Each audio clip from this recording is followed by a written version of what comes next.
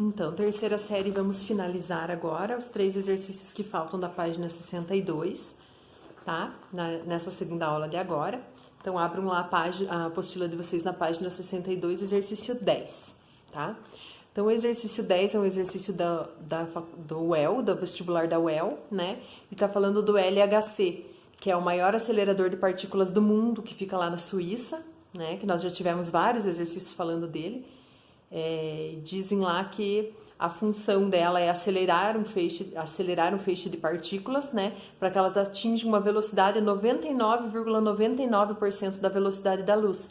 E com isso a colisão entre elas vai ser muito violenta, que eles querem simular, né, as condições que existiram logo após o Big Bang, tá? Então vocês têm ali um trecho, né, de algumas frases e vocês precisam completar, porque algumas expressões foram omitidas ali da frase e a gente tem que ver qual a alternativa que completa corretamente as frases para que fique tudo certinho. Tá? Então, ali está dizendo assim, que a primeira missão desse novo acelerador é estudar partículas indivisíveis, elementares, e as forças ou interações que agem sobre elas. Quanto às forças, há 4 delas no universo. Então, ali vocês já tem que completar qual que é a primeira força, que é responsável por manter o núcleo atômico coeso. Então, gente, a força nuclear forte é responsável por manter o núcleo atômico coeso, porque as forças que existem entre os prótons e nêutrons são forças nucleares fortes, tá? Lembra, não sei se vocês lembram que a gente falou na aula de física de partículas, mas existem forças nucleares fortes e fracas. As que existem nos leptons, que são nos hadrons, que são os prótons e nêutrons, elas são forças nucleares fortes. E as que existem nos leptons, que são os elétrons, elas são fracas, tá? Então, ali primeiro vocês vão completar com força nuclear forte, que é responsável por manter o núcleo atômico coeso.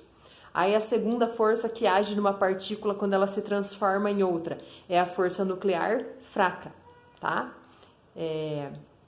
Aí a terceira, qual é a que atua quando cargas elétricas estão envolvidas? Quando cargas elétricas estão envolvidas é a força eletromagnética que está envolvida, tá? E a última, a quarta força é a primeira conhecida pelo ser humano. Então a primeira força que o ser humano conseguiu detectar e descobrir foi a força gravitacional, tá? Então a alternativa que completa as lacunas corretamente é a letra C. Força nuclear forte, força nuclear fraca, força eletromagnética e força gravitacional, tá? Agora no exercício 11, também é de vestibular, né, Universidade Estadual do Rio de Janeiro, eles estão falando lá sobre a física de partículas. Então, prótons e nêutrons são constituídos por 3 quarks dos tipos up e down, né, como nós já vimos isso na nossa aula também. O quark up tem uma carga elétrica positiva igual a 2/3 da carga do elétron. E o próton é constituído por 2 quarks up e 1 quark down, tá? Então, eles querem saber qual que é a composição do nêutron. Então, pessoal, na verdade, na nossa aula de física de partículas, eu já tinha passado para vocês a composição do próton e do nêutron, né? O próton é composto de 2 quarks up e 1 quark down, e o nêutron é o contrário, ele é composto de 2 quarks down e 1 quark up. Mas aqui eu tô fazendo o cálculo para mostrar para vocês o porquê desse valor, né? Então, o quark down, ele tem menos 1/3 da carga do elétron. Então, ali são 2 quarks down, menos 1/3, menos 1/3. E 1 quark up, que tem carga 2/3 do elétron. Então, somando ali essas frações, menos 1/3, menos 1/3, mais 2/3, a gente chega no resultado 0, né? E a gente sabe que o nêutron tem carga nula, carga 0. Então, essa é a composição do nêutron. E o nosso último exercício, o exercício 12, está mostrando para vocês uma figura que foi obtida dentro de uma câmara de bolhas. Lembram lá que as câmaras de detecção também são utilizadas para descobrir partículas subatômicas, né? Elas marcam a trajetória das partículas. Então, dentro de uma câmara de bolhas, vocês têm 3 rastros deixados por 3 tipos de partículas. Um próton, um elétron e um neutrino. Então, o próton é positivo, o elétron é negativo e o neutrino é neutro. Vocês têm que descobrir na letra A do exercício qual trajetória que é de cada partícula. Qual é a do elétron, qual é a do próton e qual é a do neutrino, tá? Então, pensando lá, gente, falando a respeito de eletromagnetismo, A gente sabe que quando partículas entram dentro de um campo magnético, elas vão sofrer ação da força magnética. Se elas entram perpendiculares dentro do campo magnético, elas farão trajetórias circulares, tá? Então, observem lá, na trajetória de vocês, que a partícula 1 e a partícula 3, elas estão fazendo trajetórias circulares, curvilíneas, tá? Já a partícula 2 está andando em linha reta, então vocês já podem saber que a 2 é o neutrino, porque se ela não possui carga, ela não sofre ação de força magnética nenhuma, então ela vai se mover em linha reta, tá? E agora da 1 e da 3, qual delas que vai ser o elétron, qual vai ser o próton? Como que eu vou saber?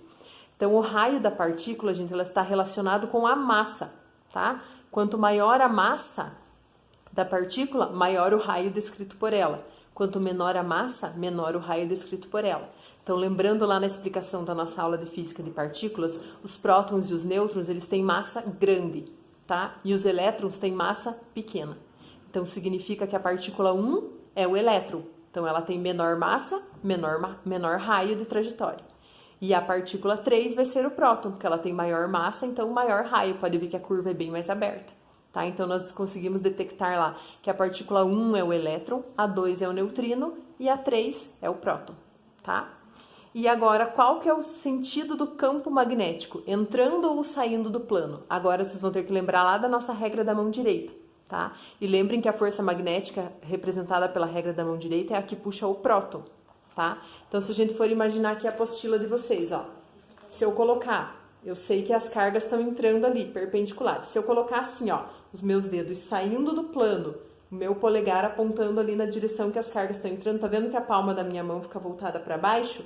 Então, ela tá puxando os prótons para baixo. E tá certo, porque a partícula 3 aqui, ó, ela tá se deslocando para baixo. Então, significa que o campo magnético está saindo da página. Tá? Vocês vão responder lá saindo. Se fosse entrando, ele ficaria ao contrário, ó.